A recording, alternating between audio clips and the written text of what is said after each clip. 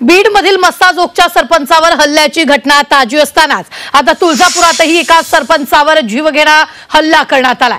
जळगावचे सरपंच जवळग्याचे सरपंच नामदेव निकम यांच्यावर काही गुंडांनी हा हल्ला केलाय। नामदेव निकम हे बारूळ गावातून जवळा या त्यांच्या गावी परत येत असताना काही गुंडांनी त्यांच्या गाडीवर दगडफेक केली, तसंच अंडी आणि पेट्रोलचे फुगे मारून त्यांना जिवंत जाळण्याचा प्रयत्न केला। या हल्ल्यातून सरपंच थोडक्यात बचावले असून त्यांच्यासह एक जण जखमी झालाय। पवनचक्कीच्या वादातूनच हा हल्ला झाल्याची प्राथमिक माहिती समोर येते। दरम्यान पोलीस या प्रकरणी अधिक तपास करत आहेत।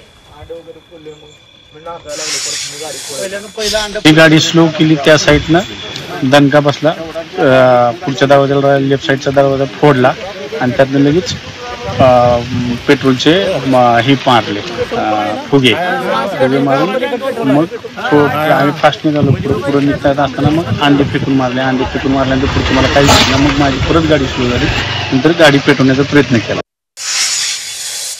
वगैरे काय रॉडने मारलं। मग ते रॉड आला, परत राईट साईडच्या पण काच मध्ये दगड मारला, दगड आत आला।